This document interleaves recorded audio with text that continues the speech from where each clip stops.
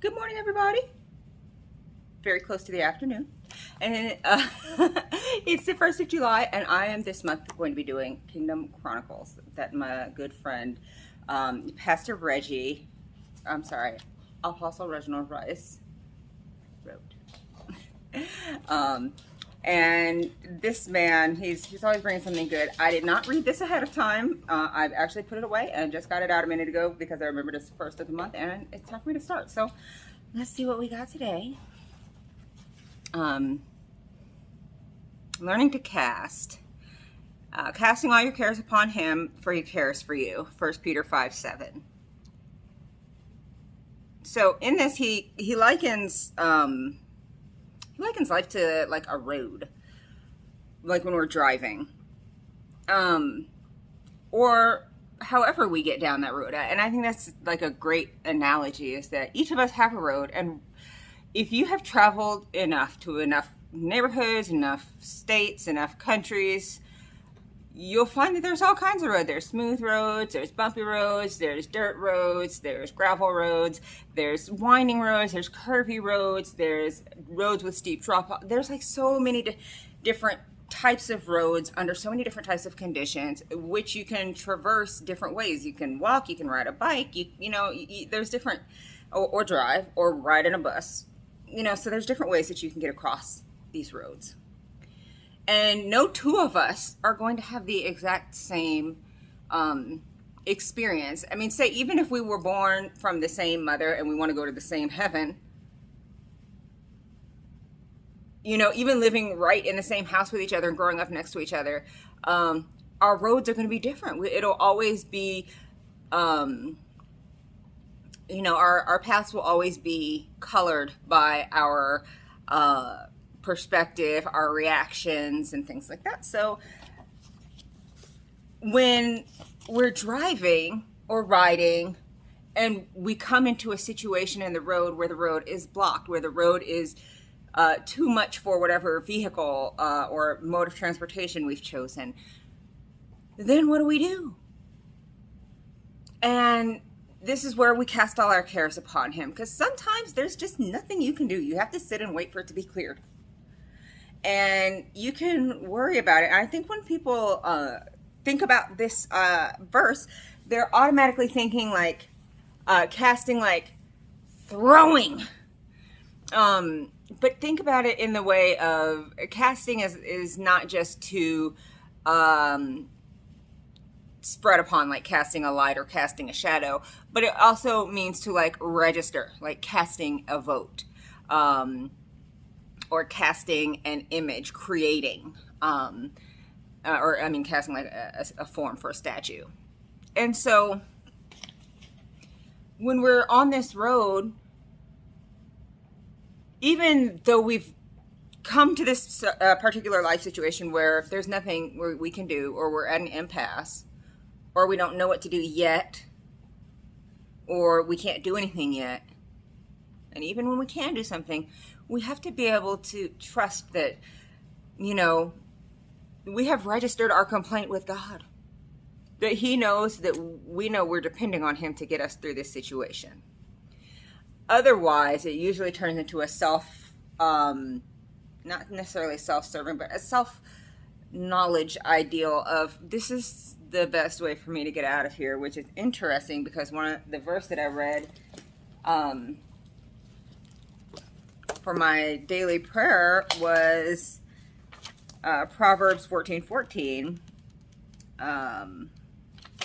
Oh wait, no. My brain got lost somewhere. Oh, I'm sorry. It was the other day. Proverbs 14:12. There is a way which seemeth right to a man, but the end thereof are the ways of death. And the thing is, like, sometimes we think that we can do the right thing because of our own previous experience and knowledge, and sometimes it's just not the case. Sometimes we need to have someone else there, and a lot of times, if we are willing to let go of the total control of the situation, then we can have a revelation of what to do because we're not worried about the situation, and we're now being concerned with solutions. And that ends up being the crux for most people. Are we going to worry about the problem, or are we going to worry about the solution to the problem? And a lot of people will stay worrying about the problem because the problem is there. It exists. It is in your face. It is causing trouble. It is causing problems.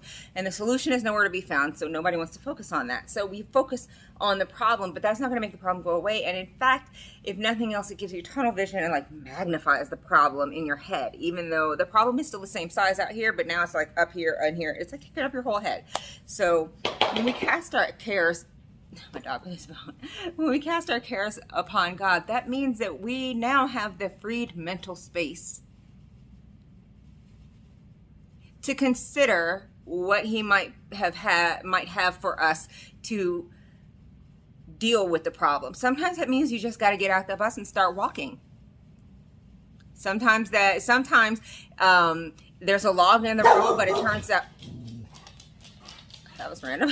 Sometimes there's a log in the road, but it turns out that the log can be walked around or dealt with in some other way, or moved with two people. So you just have to get someone else to help you. And then everybody can get going again. You know, there are just different situations. And I think that the point of this, especially not just looking at it from the religious standpoint, but when I look at this from the standpoint of just a person with a brain that does not always function properly, being able to let go of the worry about something gives you the mental capacity to deal with solving the problem. It is almost impossible to solve the problem if you're just thinking about the problem itself, that it exists and how it's affecting you. So instead of just considering the problems, we're going to, okay, now I've got a problem with this.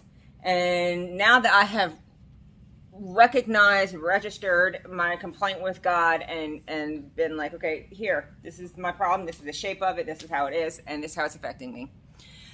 I have recognized those things in myself. I've been able to let go mentally of them, and so they no longer will have such a hold on my emotions, so that I can think more clearly. And then, you know, once it's all over, I can look back and hopefully gain some insight and knowledge into what, you know, into how I can prevent it in the future, or into how I can tell people when I give a testimony about it. So if they find themselves in a similar position, they may know some other options that they can take and be like, you know, is this possible? And so, like, he tells you, in here, Pastor Rice tells you to humble yourself. That is just being able to ask another human for help. Because it's hard, because you'll be like, okay, well, God, I need help. And God will be like, there's a person. You're like, no, I don't want a person, I want help. And God's like, yes, here's a person. Look, here's another person. You can choose people. And you're like, ooh, I don't like person. I totally don't like people. I really don't want to get involved in that now. But can you solve my problem? Because the problem is the focus. And you're like, all you're doing is adding more problems to my problem. It's not about you. Because those people are probably in some point in their life where they're ready to do something for somebody, and they're looking for some way to feel fulfilled in their life by assisting other people, whatever. And maybe they're not, but they will. Or maybe they will start, I don't know. But the thing is that if you do not open your mouth to say something, then nobody can hear your needs. If you're not willing to admit to yourself that you need help, you're never going to be able to ask anyone else for help. If you can't humble yourself, and so much of praying is being able to say these words out loud. God knows, but it's being able to say these words out loud so that we recognize what we're saying and what we're going through in a moment of meditation, and not surrounded by confusion of the world. And now we can look at it in its own right, give it its own space, its validity. Our problems matter, which is why Christ was like, cast all your cares upon him, for he cares for you. Okay? He's like, give me your problems. You know, you give me your problems, I'll give you my burden. My burden is easy, you know, which is nice. We like nice burdens that are easy. But, excuse me, if we're not willing to ask for that help, we're probably not going to find that relief. And so if we have to go through that situation just struggling the whole time, then it's really hard, one, to see where being a Christian is the point, if that's what you're doing. And two, it's really hard to depend on God if you refuse to depend on God. It's really hard to learn to depend on other people or who you can depend on if you're not willing to depend on anybody. In the end, the faith walk is often about making sure that your needs are met, not necessarily met how you want them to be met so that you feel good. That is nice when we can have that. However, if it's not in the plan, we must learn to be thankful that we're getting help, you know, be thankful that the help is there, but we must be willing to accept the help. So if we can't do that, then we may be running into a little bit of a problem, and that probably needs to be taken care of. So that's really, you know, we must be humble enough to say, I need help. I'm drowning and I don't want to die. Teach me how to cast so the road I'm traveling won't end my life. And that's really, you know, if you don't get rid of these emotions and thoughts, they simply build up. They will become weight in your vehicle or method of transportation. They will become obstacles. They will become like your little trouble babies that you are always looking for and looking after. And that's not really what you want. You want to be able to let go so that you can live fulfilled and live happy. And I'm speaking to me. I love holding on to things. But at some point you have to let go and say, you know what, whatever it takes, I'm willing to wait. I'm willing to do that. I'm willing to deal with this. I'm willing to bear the cost of this. Like, whatever it is, if you want it and it's in your grasp, but you just have to do this. Stop worrying about the problem and start thinking about the solution and being open to what God has around you and inside of you that can deal with this problem. Sometimes I don't think that God is just going to give you the answer, because he's like, look, I gave you a brain, I gave you the tools, and the supplies are around. Okay, you're supposed to MacGyver things at this point. That's the exciting thing about being a Christian, is when you're able to use those tools that you have learned to get through a social setting that is problematic without creating a scene, creating an uproar, making God look bad, or hurting people's, hurting people. I don't want to be like hurting people's feelings. You don't want to hurt people. That's not what we are supposed to be about as Christians, and if love is what we're supposed to be doing, then it should be more expected that we are going to get hurt more because of our refusal to hurt other people. So that opens us up to more attacks and things, because people know we're not going to retaliate. If you're like that, some people are not like that, and they're like, I will retaliate. And you know what? Those people will do what they will do, and I can't stop them. So, but as for me, myself, I have been working really hard in my prayer journal, daily, to learn how to identify what my actual problems are and write them down so that they're not rolling around in my head. And I feel a lot better about it, because it helps me to see when problems get solved, how they are resolved. And I'm thankful for that, because right now my memory is not worth 20 cents. But to have the ability to write things down and to see that there was a problem on this day, and on this day the problem was solved, that's amazing to me.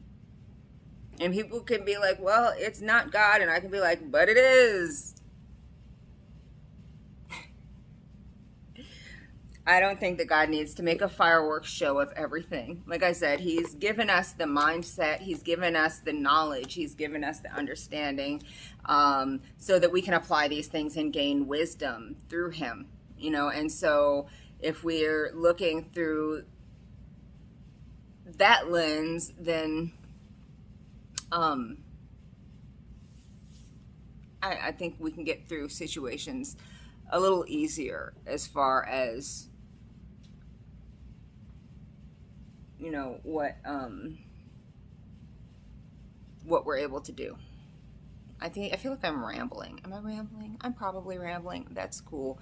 I'm a little tired. I was up really early this morning because my heart monitor was dying, and so it made this like beeping noise. I have this other phone for the heart monitor, and so it makes a beeping noise, and you know, and this wakes me up so that I can change out the monitor. And so I've been up since like 3 o'clock this morning, and it's now 11:30 in the morning, and I am ready to go to bed, but I've got a couple other things to do. However, I do encourage you to get Kingdom Chronicles Volume 1 from Apostle Reggie Rice. He is a wonderful man. I believe he's based down in Galveston, Texas. But he comes out here to Las Vegas and visits with us. He's a very wonderful friend. And he even like signed my book and everything for me.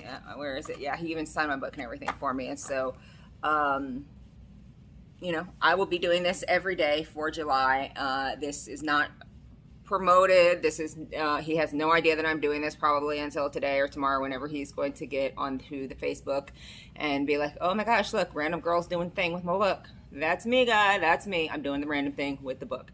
However, I do like showing people that whether or not you're a Christian, the principles of the Bible can apply to your life in a really pragmatic way. And the thing is that if you just hold on to your problems inside and you ruminate over them, there is no mental space or power to move forward, because you're not thinking about solutions. You're thinking about the problem. So, boop. I hope you guys have a lovely day. It is the beginning of a wonderful weekend here in Las Vegas. It's already 9,000 degrees, and we are going to go enjoy the rest of our coffee and then maybe some pool time. So I hope you guys have a blessed day, and I will see you tomorrow.